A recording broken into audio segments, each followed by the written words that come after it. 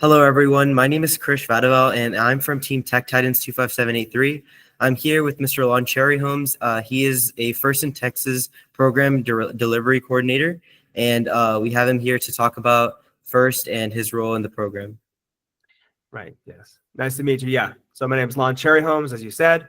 Actually, my title is now, the way it should have been all along, the program delivery partner of North Texas. And there's a whole long story about that too, if you want to hear about it.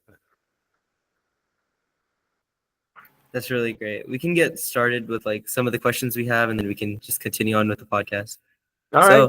As the first one, as the program delivery partner of Force to North Texas, what does your role look like? Oh, so my job description as given to me when I started this job about 4.5 years ago, or actually started it 4 years ago in 2021, is to ensure the quality of the First Tech Challenge program in the North Texas area. And what that means is I'm mainly in charge of the way events are run. I'm in charge of the league bracket, the type of events we have, the advancements. I'm in charge of a committee of about, well, now the committee has like 10 people on it, and in charge of making sure that they get all of our events fully staffed and that all of our volunteers are fully trained that they've been through training. So my particular job is to make sure that the events go well throughout the year in North Texas. So does that involve like how would you say that involves? Does it start with like planning the events and also like coordinating it, or do you like delegate that off to different people? Yeah, so I basically have a bunch of hosts that I'm familiar with, and I pretty much know around May time of the previous semester which hosts are going to be with us and which ones are leaving. And if I have the right amount of hosts that I need, for instance, for our region, which is about 190 teams as it stands at the end of last season, I need to have 10 leagues and some qualifiers. So I knew that I had 10 leagues. I knew I had 2 hosts. I knew that I had 10 hosts, and basically I contacted them in early August and I said, hey, give me some dates. What dates do you want teams to show up to your venue? And they normally give me a date in November, a date in December, a date in January. I start building the calendar. All the little pretty graphics you see at Kickoff, I make those from scratch to make sure that we don't have every single meet on the same day. We got to make sure that, for instance, we don't have more than 2 tournaments a weekend because that'd be too much for our volunteer base to handle. So I plan the calendar. If one of the event hosts has a date that doesn't work for me, I'll say, hey, can you do the weekend before or the weekend after? And if they can't, then I'll just ask another host if they can change their date. It's actually like a 4-dimensional chess. It really is a 4-dimensional chess to make sure all the dates are right.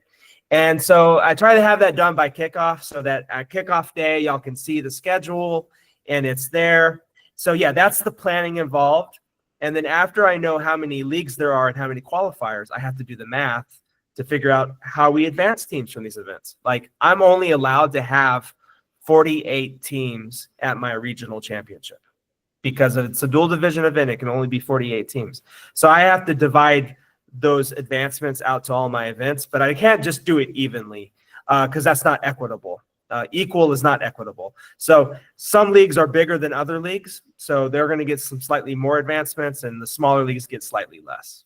But I also consider like the peripheria of Dallas-Fort Worth Metroplex. I try to give rural areas a little bit more advancement so that they have more experiences to advance. That's really great. So there definitely is like a lot of planning involved with this, right? Like with getting all the coordinating with all the people. Like, how do you get in touch with like all the people that like you have? Like, are they like school? Do they have like robotics programs in their school, and you contact like the robotics teacher, or have they just been historically part of like hosting these leagues? Or, like, what structure do you go about like finding these partners to host the leagues? Well, so yeah, that's a great question. Well, 4 years ago when I started, and I don't know what grade were you in 4 years ago? Were you like 7th grade? right? Yeah. Were you doing FTC in your 7th grade year?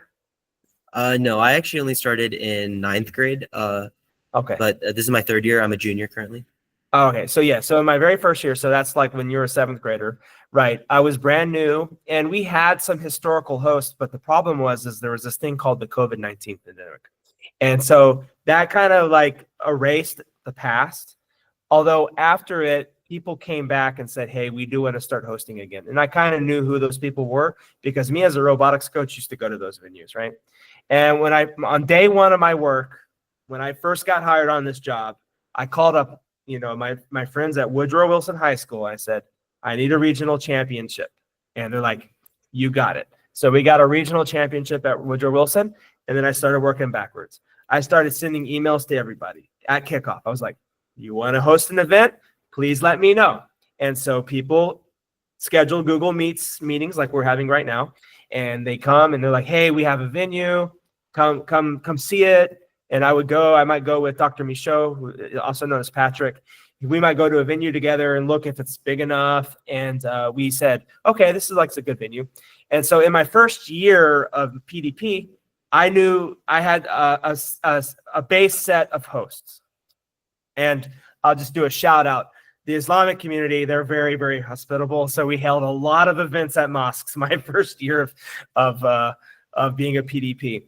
And then starting there, what would happen is people would come to these leagues or qualifiers. And some of them were like, hey, we think we can do it better. I'm like, oh, okay. If you think you can do it better, then we're going to have the league in your school next year, and we're going to call it this league. And so then that's how that started off. And then sometimes I do a call for hosting, like on Google, the Google group or official, unofficial Google group. I'll be like, hey, I need someone to host the last call qualifier this year because Flower Mound High School, they're going to be doing the semi-area championship. So I needed a last call. I tell you what, within 4 hours, I had 2 venues booked and I had to pick between the 2. It was really sad. And I had to ask my committee members which venue they'd prefer to use.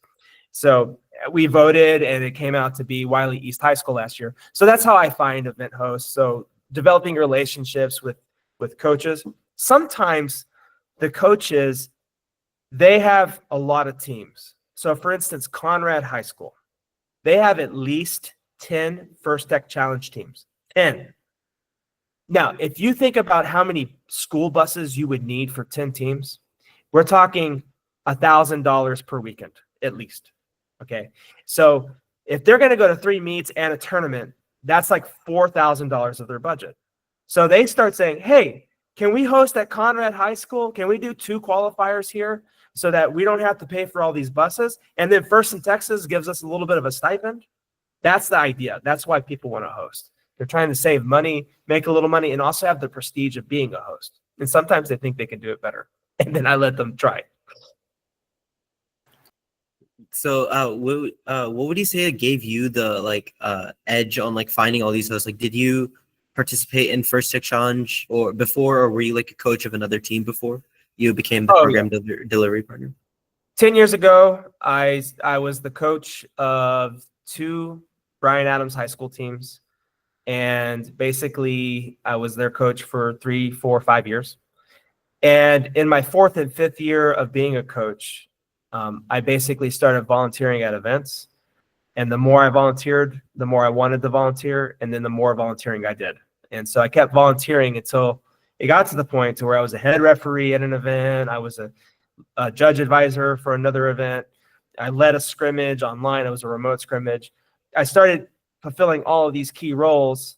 And so when the position of PDP came up, I was one of the only qualified people in North Texas to take the job because I had done all the roles. And I had a team of people wanting to support me because I would not have done this without my committee members, because we were back in 2001 when the job opening happened.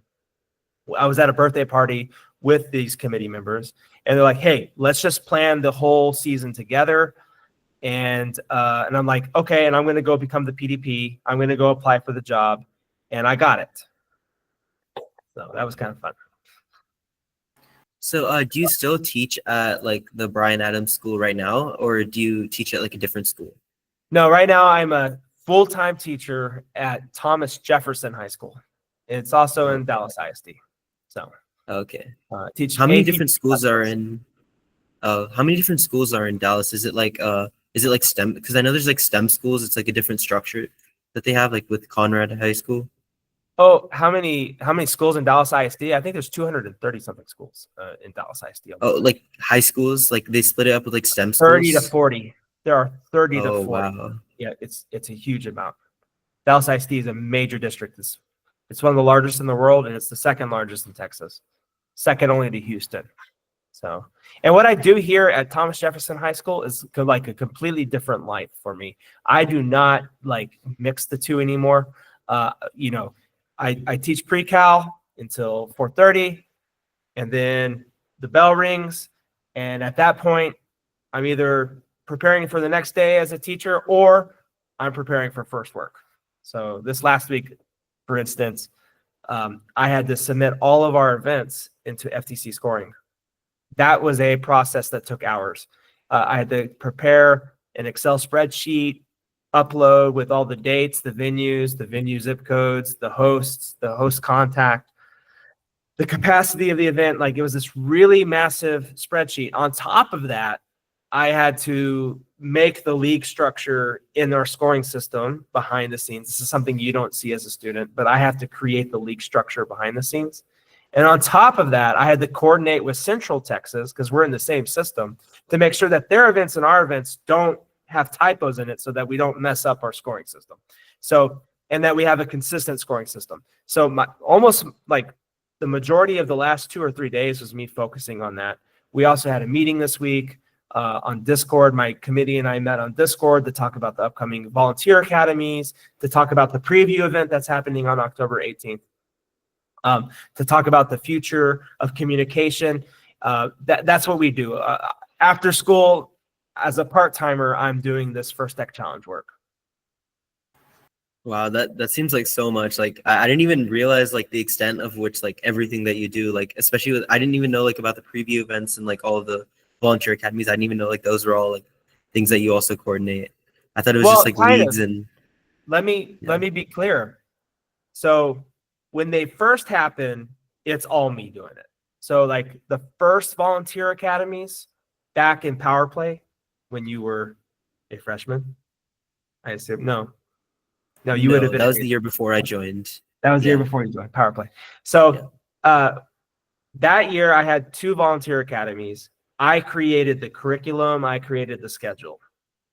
But every year since then, Lauren Picoy, my volunteer coordinator, she does all the volunteer academy stuff.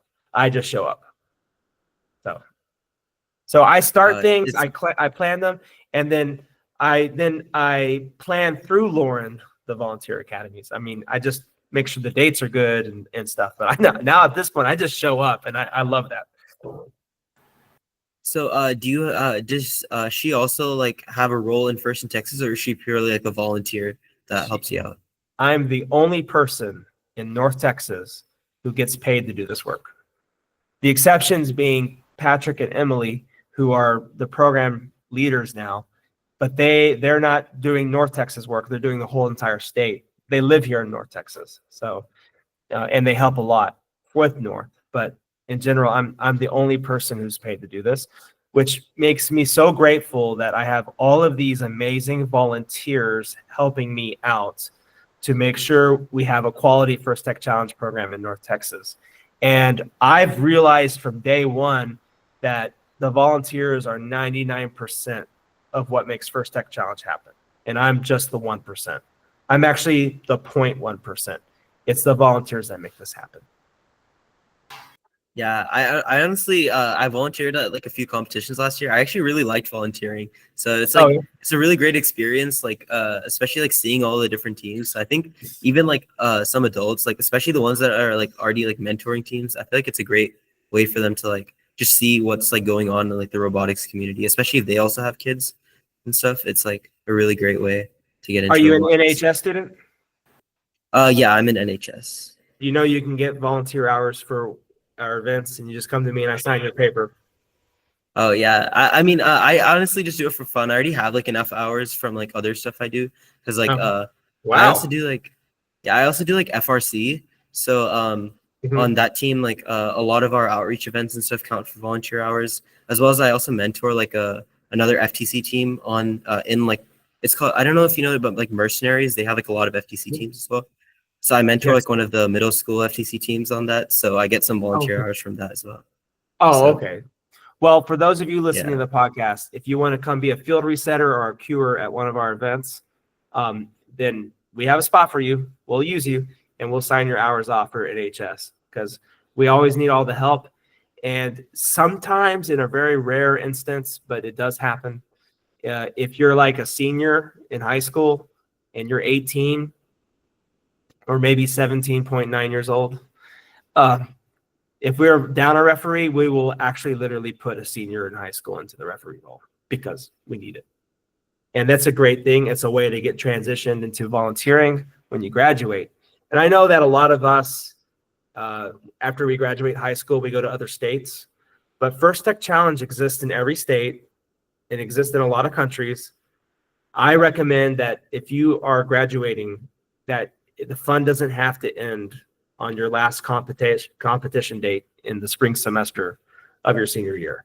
The fun will get started in a different way. That a lot of us move to different states and stuff, but First Tech Challenge exists around the world, and that the fun doesn't have to end after you graduate. You can continue having fun through First by volunteering as well as mentoring teams. You know, just keep doing what you're doing. The only thing you can't do is touch a gamepad, really, when you get down to it. I think a lot of the events are also really fun, like especially like even like Cowtown. We were at Cowtown, we were competing, but it seemed really fun to volunteer because like of all the like different props and activities and stuff that were going on, and then like it was just a very fun environment, like a lot of those events. Right. And it's a great environment to be in. Yeah, Cowtown's a great event.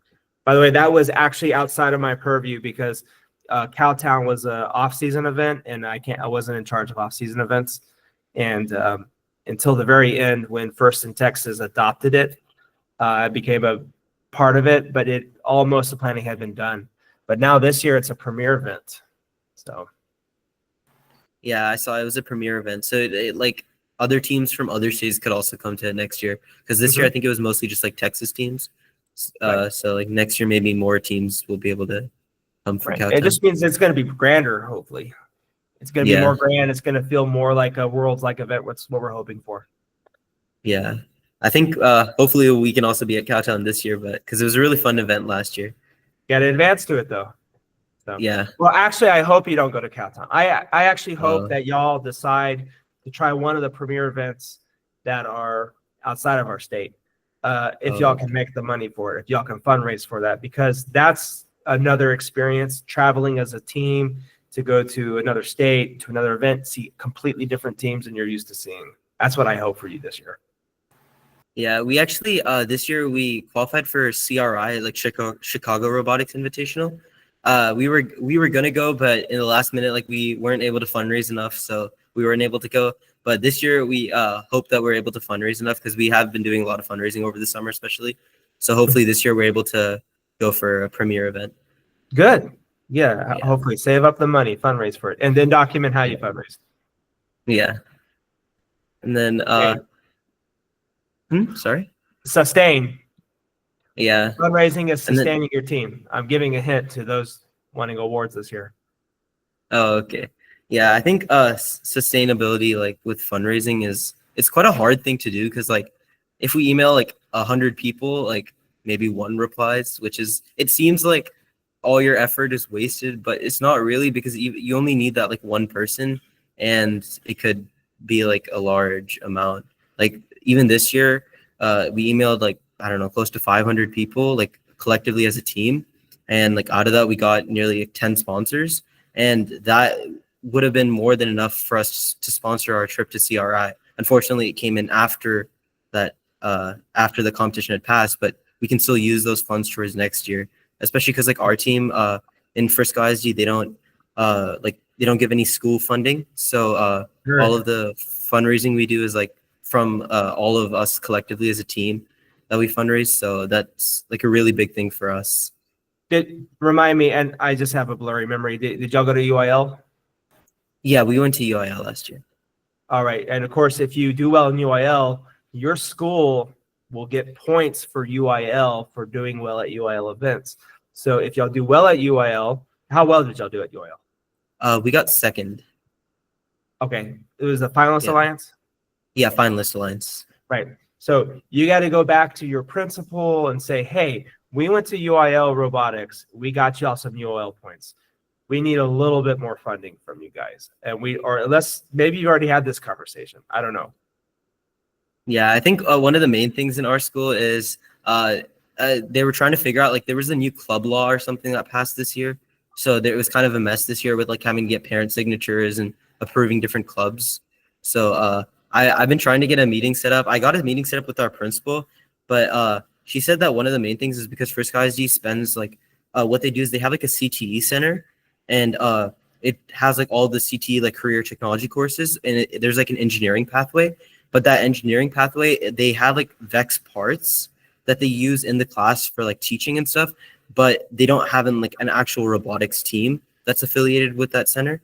So I was trying to get like because of that, they don't have like specific funding set aside for robotics, and they're not allowed to give funding because of like the policies. So I've been trying to meet with like some of the district officials, because that's what like the principal said that we should do if we actually want to get funding, because it's not like up to her. It's more of up to like the higher up people that we need to talk to. But here's the problem, is that if the CTE center of your district gets a robotics team, that team's not UIL eligible. They're not a UIL team.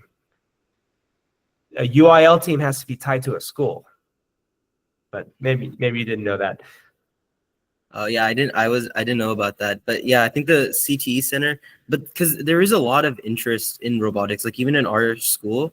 Like this year, like last year, we only had like our team Tech Titans, but next year we have 2 more teams in our school, and one of them is like also affiliated with the school, but one of them is like a community team just with like members in the school. So they're still able to like participate in robotics, but it's like a better way. It's like really a growing thing in our area, especially, and there's not very many opportunities available. So like I've really been trying to like see if we're able to get something, because if we start in like our school, then later on, like if it goes well in our school, which just this last year in our first year, we were able to get second in state. So if it goes well in like our school, maybe other schools in our district are able to like follow that blueprint and expand the robotics program. Yeah. Good. Keep growing it and have those meetings and tell the principal about UIL and like how it helps their school. And so, yeah, and it seems like you already are.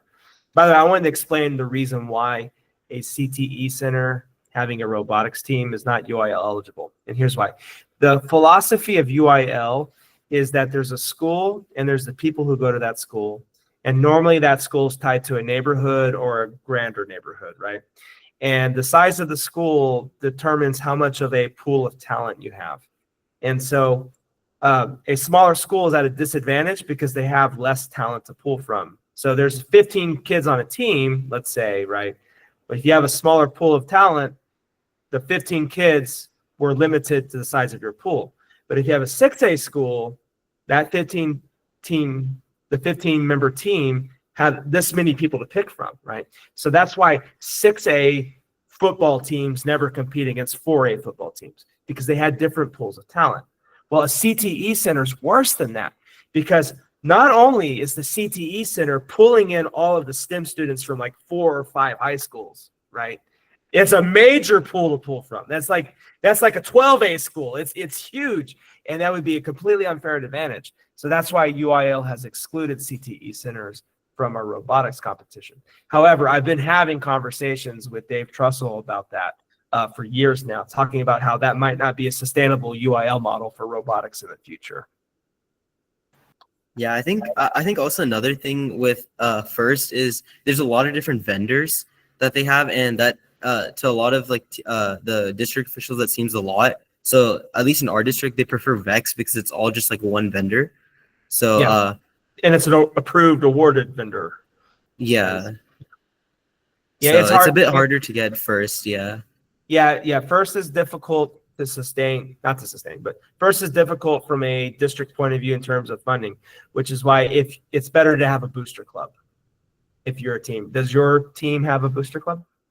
I've sent a bunch of emails to like the principal and stuff, but she The said boost like no. She said no for now. But the I got to booster try again club this is year. Yeah. independent thing of the school. So normally what happens with the booster club is like all the parents of the kids, they form a board of directors, they file for a nonprofit, and then the booster club has all of the funds. And that way the school has no effect on how the booster club uses the funds. That's why I'm pretty sure your football team has a booster club, your band at your school has a booster club. It's because they don't want to go through all of the purchasing problems with the district. They created their own little nonprofit run by the parents or by stakeholders in the band or the football team. So robotics teams can use either Hat Club as their booster club, or they can create their own nonprofit organization. For instance, Marcus High School. They are a part of LISD. They are Marcus High School teams, but there's also the Marcus Robotics Institute Booster Club, which is run by the parents. And when they want to purchase a servo motor or go build a strafer chassis, or they want to purchase like a certain wire, they purchase it the night before, it gets approved. They don't have to wait for the district purchasing office, which could take a month. It'd be too late. Yeah. But I was actually I was in band like the past few years, so I've seen like how the booster club works.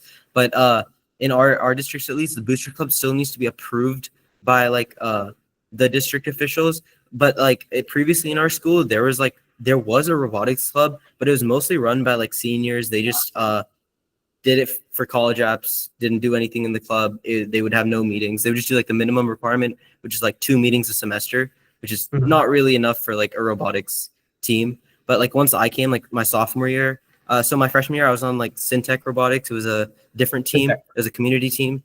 And then that team disbanded.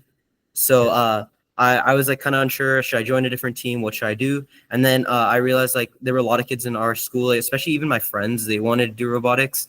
So I'm like, I could start a team. And then I talked to like the robotics club, like the club sponsor, and he was telling me how the past 3 years, nobody has done anything in the club. It's just been like passed down and passed out. So I talked to him about it, and he was open to sponsoring the team for this year. And like this year was our first year, and this was like the first like official year that there was like an actual like active robotics club. So even when we asked for like permission for like a booster club and stuff, since it was just the first year, they were kind of reluctant. They're like, is this going to continue? Is it worth giving approval for? Because they thought it was kind of just like a one-off, kind of like it was the previous years. So I think now that like we're continuing growing it past like just 1 year, I think they would be more like willing to help us start a booster club and expand our team. Yeah, especially after being the finalist alliance at UIL. Yeah. Absolutely, you should be supportive of you. Yeah. I had like a few questions. Like in the past few years, like I think first in Texas, like at least in North Texas, it's shifted from like like there were like qualifiers in like a regional system, and now there's like leagues. How, like in your opinion, like what do you think is better, or like what improvements do you think the new system bring like over the past system? Well, it's a debate amongst my committee about what's better. So North Texas has been a hybrid, like since I've been a coach of, I think actually since the beginning of First Tech Challenge in the North Texas region. For the beginning of my career as a coach in First Tech Challenge, it was all qualifiers. Pretty much all qualifiers with a league here and there. Like there was 1 year we had like the Flower Mound High School League, and then we had another league at another school. I forgot the names of the leagues, but only like 10 to 20%, if at all that much, of the teams in North Texas were in a league. Most of our events were qualifiers, and you got to pick you got to pick up to 2 qualifiers, one in the fall, one in the spring. In fact, in my first year as program delivery partner, I was told I was hired before kickoff and officially hired after kickoff. And so by that time, it would have been impossible for me to do anything else than what we had already been doing, which is you do one fall qualifier, one spring. And some teams wanted 2 falls, but no team is going to get 2 spring qualifiers because everyone wants to wait till the end. The nice thing about it was 2 weekends out of the year. It was less events to plan for, as well as the fact that when you showed up to an event, you got to see different teams. And then when you showed up to your second event, most of them were different. So there was a lot of what we call cross-pollination. So that's what the model was when I first started. So, and then in early spring semester of my first year, so this would be spring 2022, my executive director came to me. His name was Jason Arms at the time. He said, Lon, North Texas has to be 100% leagues next year, and it cannot have qualifiers at all. I said, okay, the executive director has spoken. So I did that. I said, okay, I told my committee, I said, I have a directive from First in Texas's executive director that we can't do qualifiers anymore and we have to do leagues. And so I held a lot of meetings with my intercommittee members. And then it all came down to one day I was having tacos with Patrick Michaud and Casey McCluskey of Marcus Robotics Institute. And we sat down and I had my paper out and we figured out how we would do leagues in North Texas. And that's when we came up with the idea that 2 leagues would meet at a tournament, that each league would be 18 teams so that they would be theoretically half-day events, when we all know they're not half-day events. They're about 2 third-day events, but you get my point. So, and then our tournaments would be about the same size as our qualifiers have always been. And then we then started contacting all of our event hosts, asking which ones were okay with doing 3 meets and which ones were okay with doing a tournament and which ones were okay with doing all 4. And we got a lot of interest. I was able to have 100% leagues for the power play season. And ever since then, we've had that. And what the idea was first of all, it was a directive from the executive director. And from his perspective, Central Texas, East Texas, West Texas, Panhandle, and Rio Grande Valley, they were all doing leagues, and North Texas was this like sore spot where they're still doing qualifiers up there in the DFW Metroplex. And now that DFW is part of the First in Texas, we want the whole state to be the same thing, and there can't be any like variances. Well, what was nice about it was it created a major volunteer crisis. And I'm saying this in a good way, because the moment we went from like having 15 events to 45 events in 1 year. We now had to have volunteers for it. And so all of my league hosts started recruiting. My committee started recruiting volunteers. It was tough the first year, but having the need of so many volunteers means that we had to train a lot of volunteers. And now we have a lot of volunteers to pull from because we had the need. You know, build it and they will come. That was a quote from a famous movie. And we did. We established what leagues would look like in North Texas. So that was a good thing about it.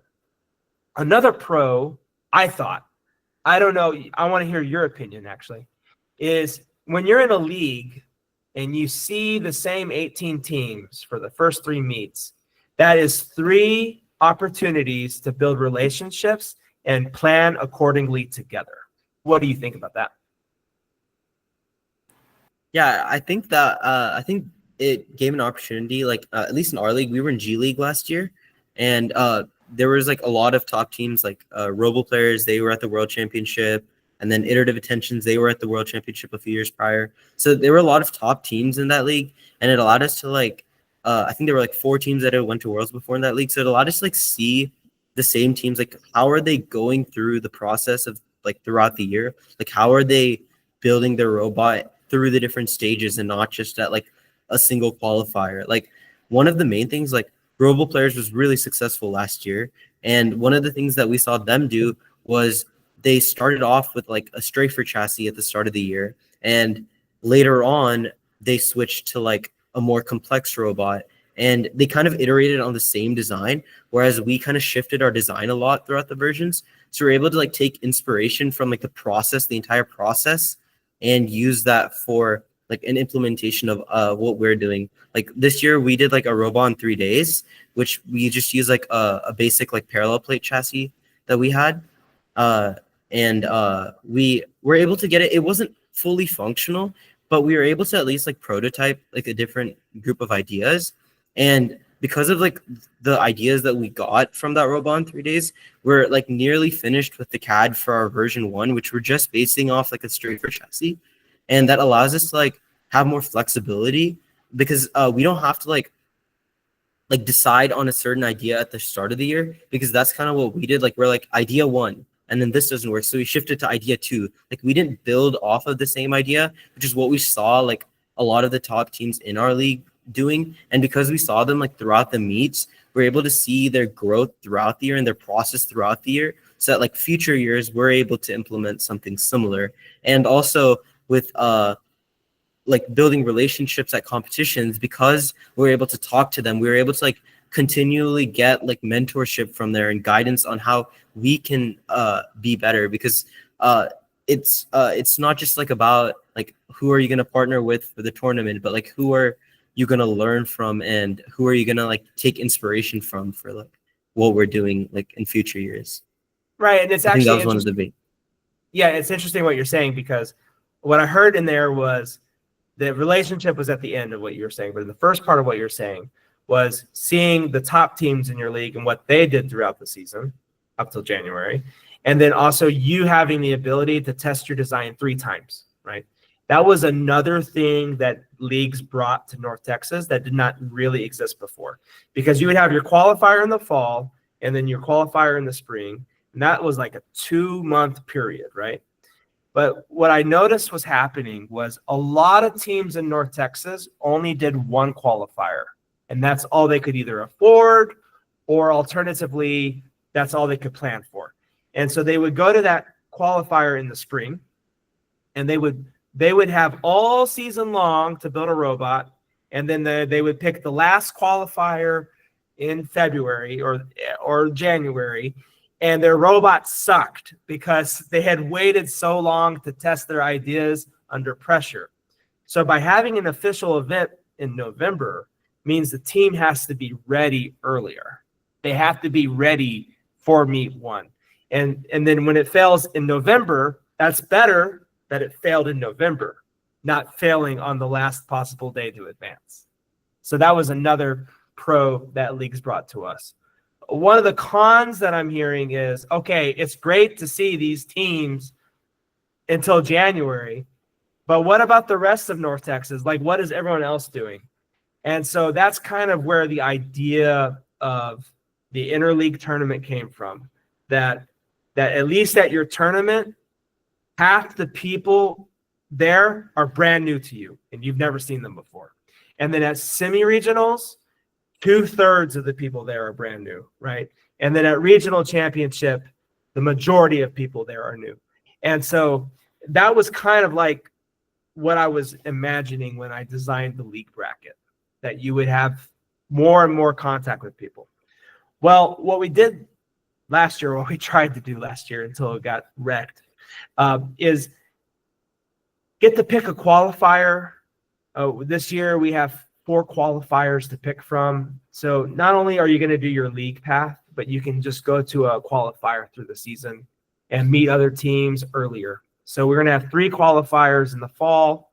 We're going to have like 2 in November, 1 in December, and then the last call qualifier, most people don't go to that one unless they need it. So hopefully that wouldn't be your team. So that's our hope, is that you get to see more teams.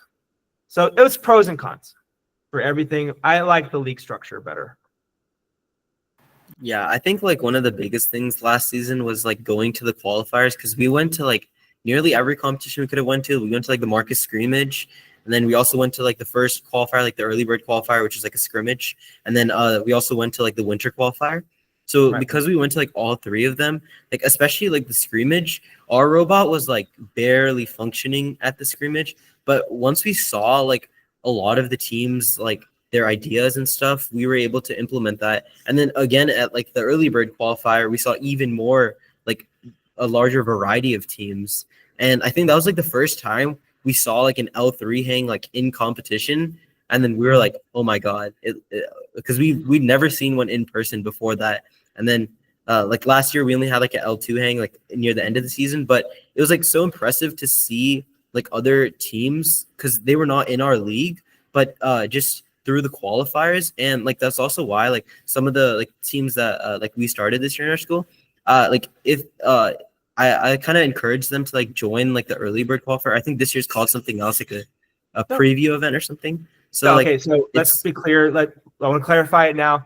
So the preview event is October 18th. It's a scrimmage, but it's a scrimmage that will have judging, trophies. It's going to feel like a qualifier. So that's the preview event. Our first qualifier this year is at Conrad High School, and it won't get canceled this year. The first qualifier is called the Early Bird Qualifier on November 1st. Yeah, and also having like that early preview event, especially this year, I think with judging, right? That's a really great place, because like teams, like at least my first year when I was on Syntech, that year we kind of procrastinated our documentation until like December, which was not good. It was completely cramped over winter break. We were just grinding it out. But with the new like qualifiers, you're kind of forced to make it early. Not necessarily forced, but like encouraged to make it early, so that like, let's say like you have a basic outline at the start of the season, you can continue working on it, improving on it throughout like the different qualifiers, so that you're not just cramming before the tournament, but you have something to like work off of. And that was like a really great thing, because like I was like super stressful over winter break and like January getting everything ready for tournament. But with the qualifiers, it wasn't as stressful, because like we already had an outline to follow and build off of. Right, exactly. That's another reason why I wanted to have these early bird qualifier, and so that people would start their portfolios earlier in the season. So it's kind of like when we were a qualifier region, people would have pretty good portfolios throughout the year, but their robots would be poor performing. And then when we went to leagues, the robots improved, but the portfolios went down a little bit. Actually, not even true.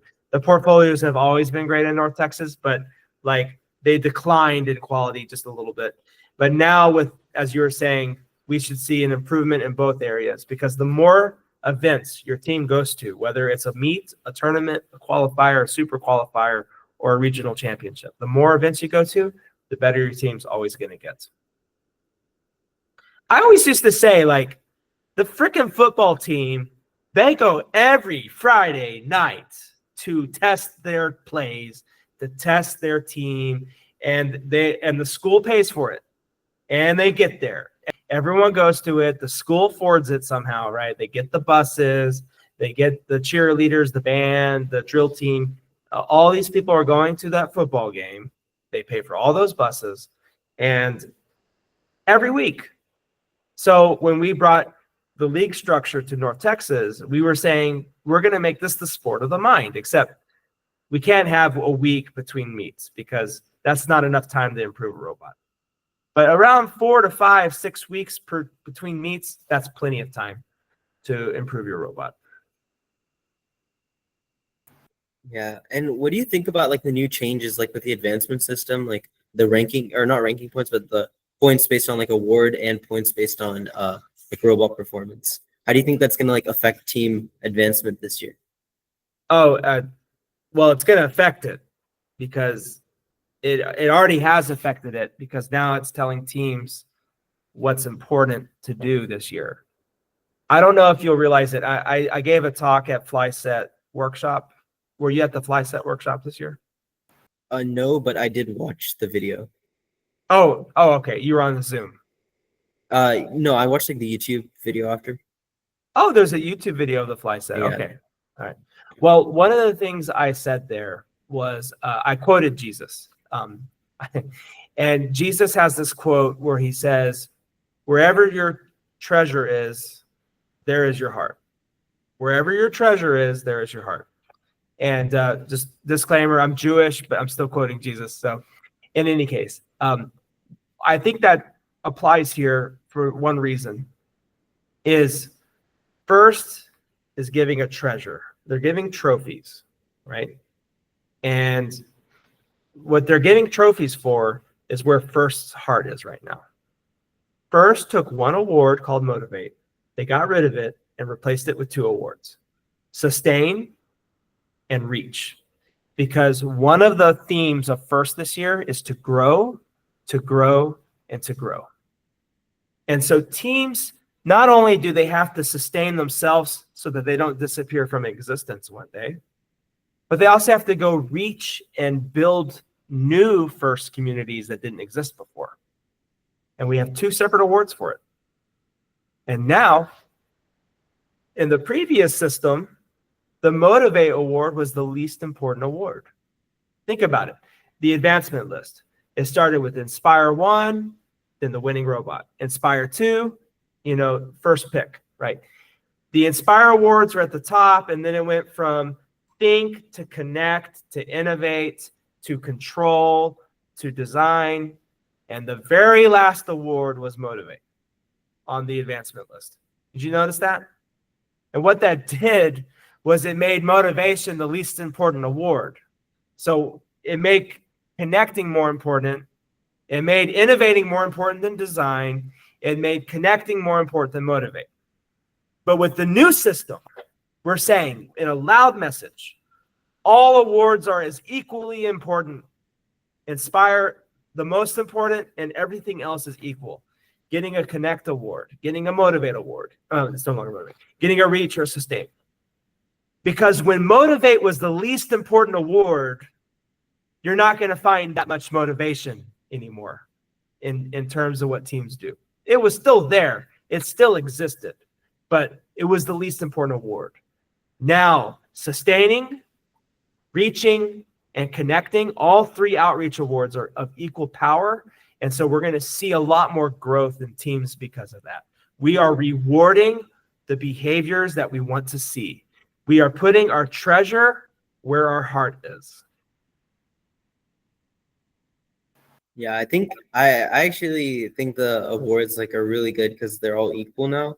Because last year, especially for us, we did a lot of connect and motivate outreach stuff last year, and it wasn't necessarily that we prioritized one or the other, but whenever we focused on our documentation on awards, while we did do events for both, we focused more of our speaking time on connect, because that's something that we wanted to showcase more because it was of a higher importance. But now with all of the awards being equal, I feel it's a better way to showcase everything you're doing, because last year while we were doing connect and motivate stuff, if a judge asked about our outreach, we would more focus on the connect aspects of it because that award was of a higher importance. But now with it all being equal, it's whatever you feel that your team represents the best, or whatever, or it gives focus among all of the awards being equal rather than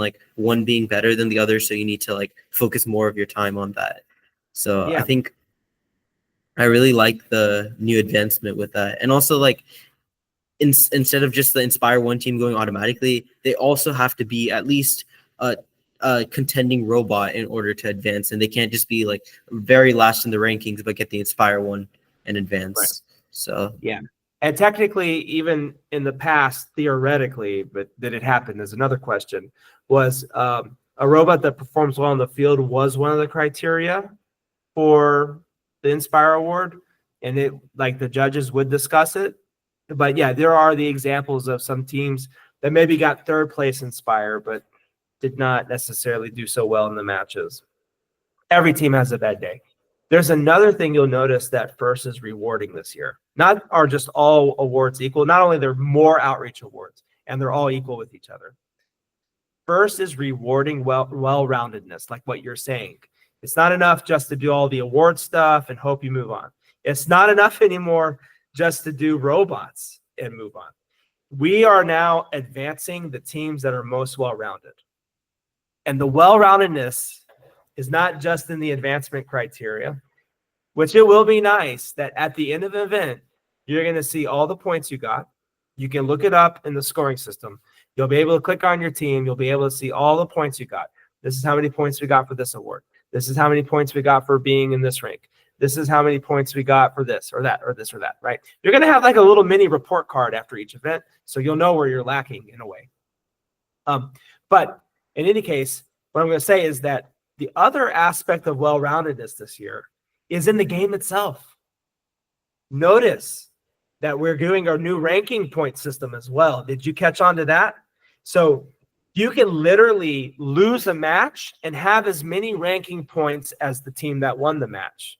If the team that won the match is just repeating an action over and over again and scoring a really high score, and then they win the match and get the 3 ranking points. But you can get 3 ranking points if your robot can make the patterns and the motifs, if they can do the motion required to be in the box at the end, or if they're shooting a lot, right? We are wanting all robots to play all aspects of the game this year. And that's that well-roundedness that FIRST is looking for. It's another one of those treasures in the same spot as the heart. We want to see robots doing everything this year. Yeah, and I think a lot of that inspiration also comes from like FRC, because they've had like the ranking points system for matches for like a few years now. And that's really good because it provides a way to like differentiate like the teams without just depending on auto. Because previously, like if you won 5 matches and there were 5 teams that won 5 matches, it's just the auto that matters. But now if you have 5 teams that won 5 matches, there could be a team that won like 3 or 4 matches that potentially could have been a better team, have more ranking points because of all of the different things that they're able to do, and achieve more ranking points because of that.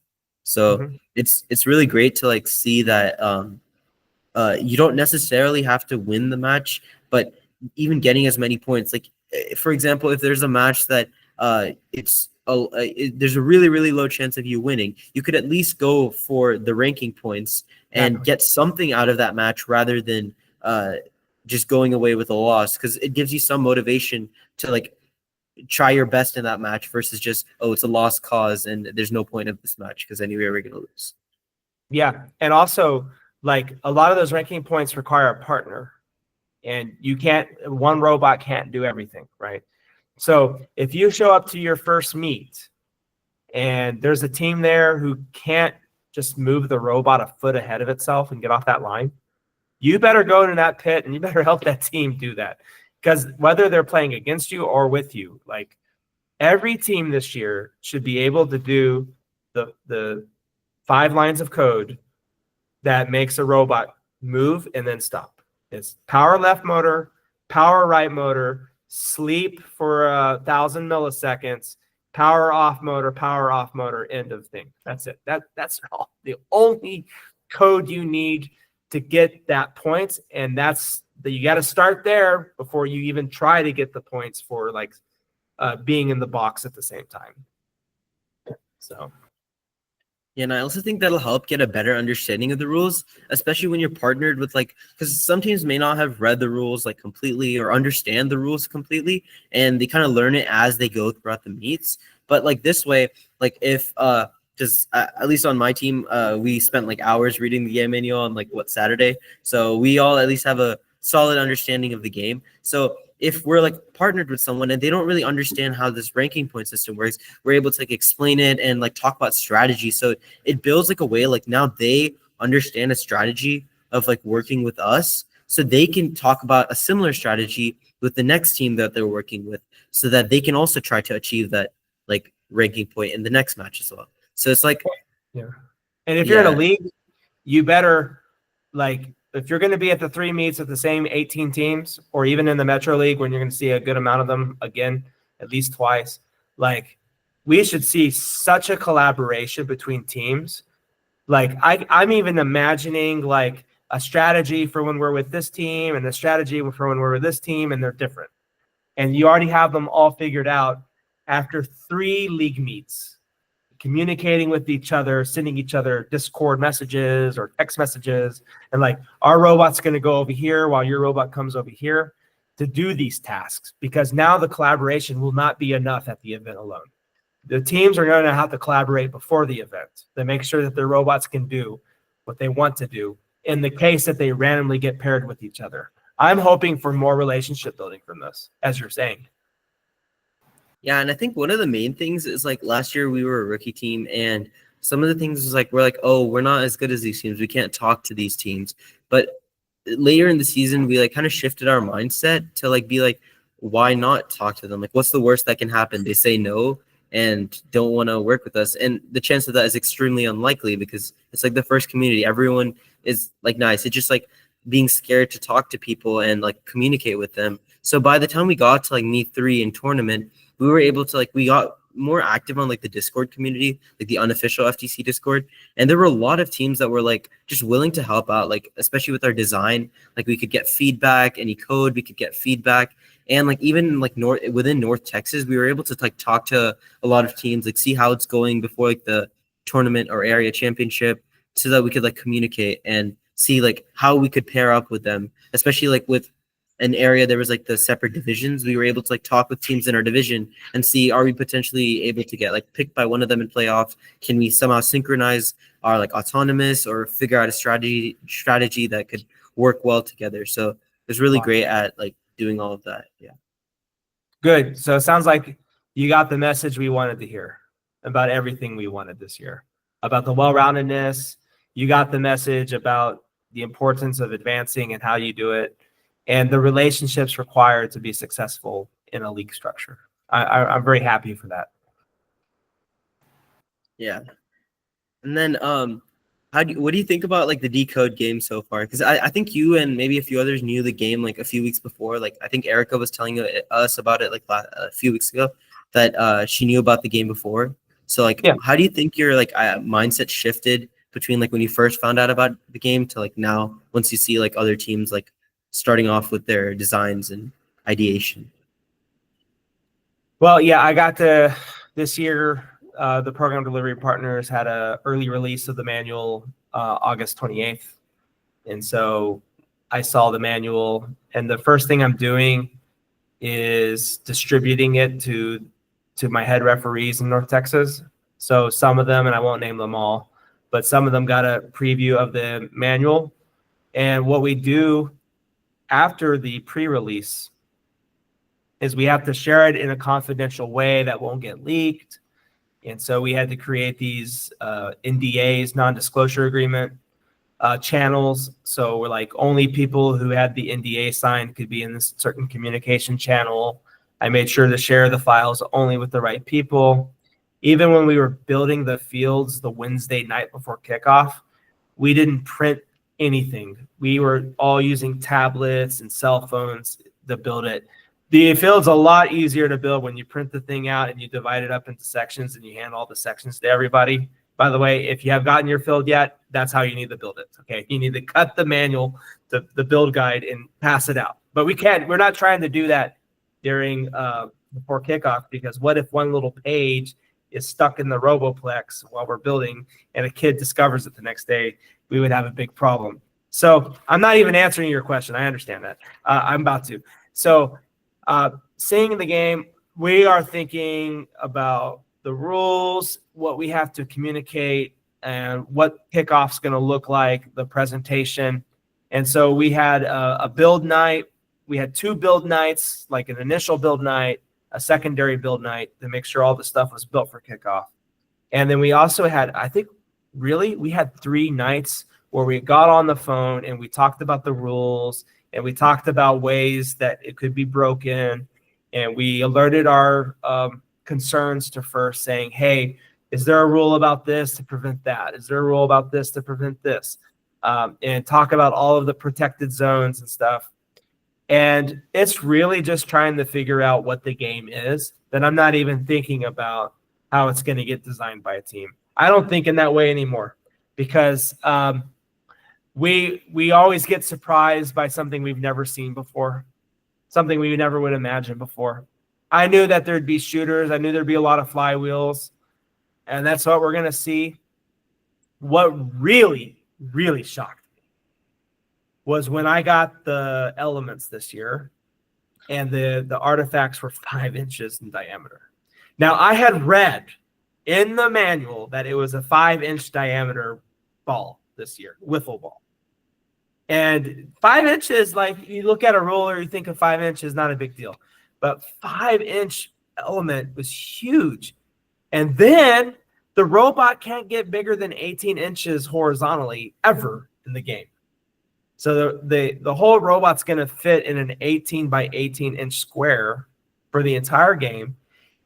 18 inches, well, 3 times 5 is 15. That leaves 3 inches on each side if the balls are like next to each other, right? So that means the balls are going to have to be in some shape other than a line in order for it to be loaded in that robot.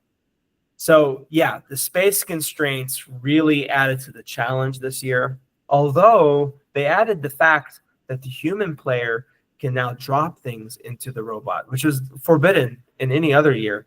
We have to change our mindset about the human player rules this year. That's something we discussed extensively on the phone with Erica and with all of our head referees in North Texas. Not all of them, but a good portion of them.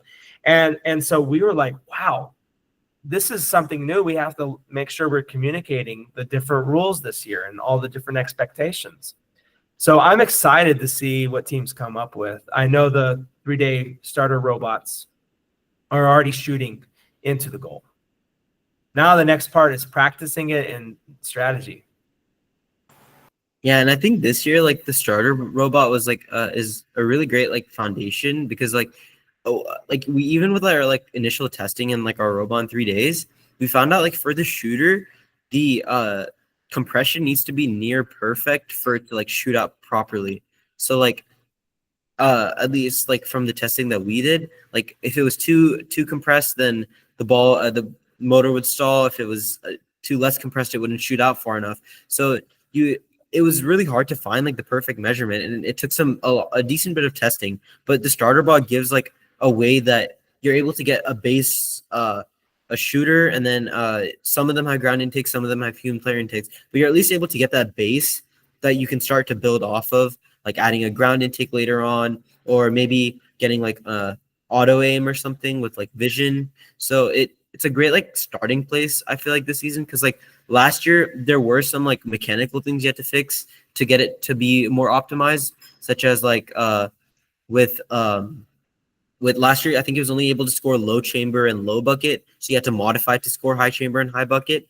And this year, I feel like a lot of the changes you would need to make are more of to make the robot better, and you're getting like the base foundation that you need to be competitive, because you don't have like the end game where you have to lift the robot. That's something you can work on. You can work on a ground intake, you can work on vision. So there's so many things you can work on beyond the base robot. And I feel like that's really good because it gives you already like the base requirements, which I feel like is better because like it's a great starting point, because like last year there were a lot of modifications that needed to make just to make it like mechanically to the limit that you wanted it to be at. I think what you're saying is that last year's starter bots were mechanically not able to do all the game, but the starter bots this year can do the whole game pretty much. And the challenge of extending the starter bot is exploring how to program it better through vision and how to practice with it better in strategy. That when you have the starter bot, you could just stick with that throughout the season and learn a lot and be good.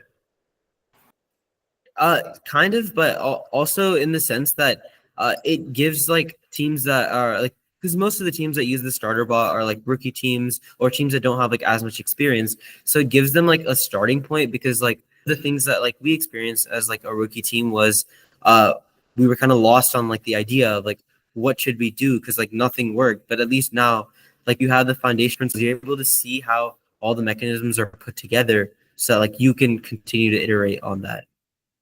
Yeah, you're right. And I got to take back what I said. The robots have to elevate themselves off the ground for that last task. So, well, they don't have to do that, but like that would be a mechanical change to the starter bot. Yeah. What advice would you give to like rookie teams that are starting this year, or new teams that are trying to get more involved in first? Oh, my advice for rookie teams, just make sure you connect with the teams in your league more than just seeing them at the league meets. That you connect with them on Discord, through messaging, and even going and visiting each other, visiting veteran teams, ITCON HQ and the McKinney STEAM Academy, which is where we had 2 fully built fields this year for people to visit after kickoff.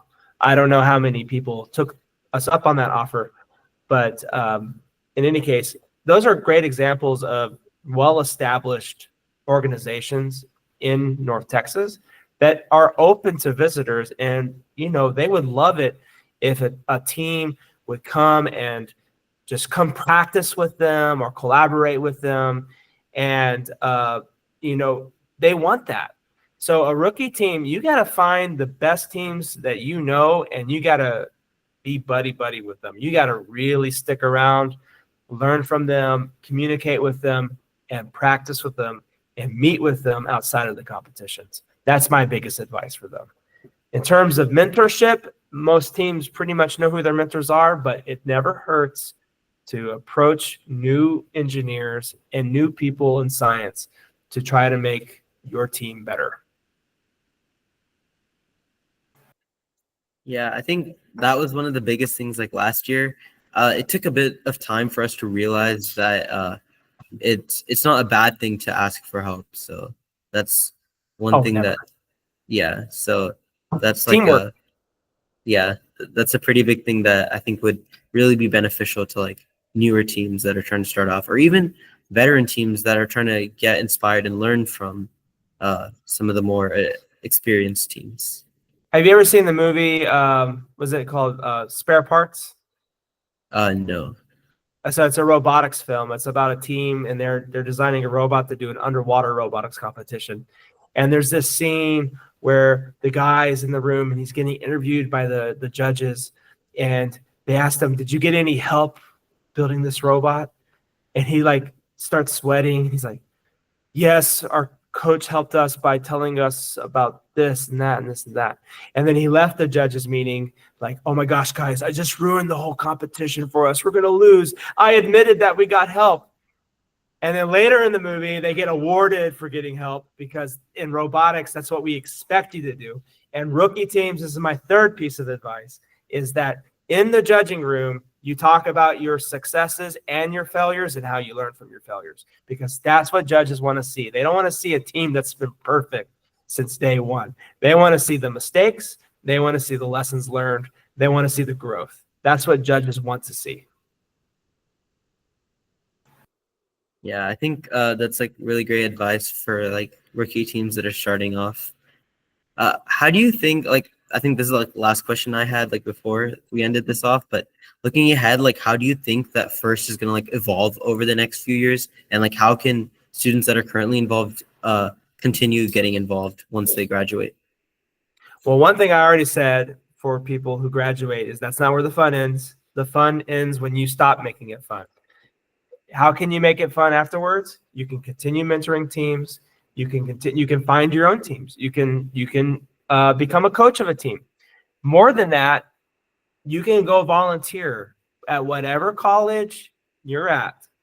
No matter where you're at, just go to FTC-events, try to figure out where your local event is, how close it is, go to it, be a referee, be a judge, be a MC, be a game announcer, even be a field resetter or a queuer again, if that's what you're comfortable with, or a pit admin. Like, just do whatever it is, because the moment you stop going to events is your decision, not ours. We're not forcing you to end your relationship with FIRST when you graduate. You would do that if you decided to. However, it doesn't have to end there. We want people to stay involved by having fun. Now let's answer the other question. Where is FIRST going? I actually have insider information that I'm not allowed to talk about where FIRST is going, but I'm going to just say this, is that remember where I said the treasures were this year? Growth through reach, sustain, and connect, right? Outreach is being awarded this year like it's never been awarded before. We do have some limiting factors coming up that will inhibit growth. For instance, I really can't have a qualifier more than 36 teams. I just really can't. It would not be a fun day. We had a qualifier last year that had 36 teams in it, and it went till 9 o'clock at night, and everyone was angry about it because the event went way too late. And that's another story. But we have limiting factors with how big our events can be and how many events we can have and how many volunteers we can recruit. And so if there's going to be any changes in FIRST, think about the things that limit the size of an event. Those are the things that might change in the future. Okay. I'll just give some examples. Like inspection is a big ordeal in FIRST, especially for a league meeting. That maybe we don't do inspections at league meets, but at the tournament we do the inspection. Or do we do the inspection on meet 2? Or is it a smaller inspection? Because inspection is time consuming and volunteering, and it prevents sustainability of league meets.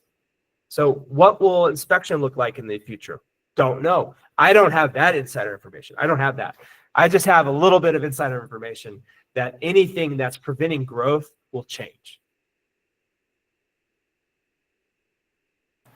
It's great to hear your perspective. I also think that like in the future, like maybe like new technologies, because like even in the past few years, like we've seen like more like cameras, sensors, and then there's also like the new control system being introduced in like a few years, I think. So I think that'll also like expand like the amount that you're able to do with FIRST with like the new technologies and everything as it like evolves. Yeah. Have you read about the new control system? Yeah, I saw a little bit, and then I did see there were a few teams that are like testing it this year, and it's going to be like more like FRC like the system. So yeah, it's going to be the same system as FRC. I don't know if it's FRC like. It's not that. This is actually, I just want to clarify this as like a really good ending point for this, is that with the changes you're seeing in First Tech Challenge this last year and this year, which from your perspective is not much changes since you're only a junior. This is your 3rd year doing it. So this is like how it's always been. But there were a lot of major changes last year that people who have been doing this for years were like really confused by. And it's very important to realize that FRC is not bigger FTC and that FTC is not mini FRC. It's program alignment, and we want to use similar language and a similar control system. It'll be new for both parties. I don't think it's more like FRC than FTC. It's something brand new for both. But the cool thing is now you'll be able to program in Robot C. You'll be able to program in Python, Java, blocks. You have more programming languages. So if you were more interested in learning Python, you could program in Python with the new control system, which is going to be amazing.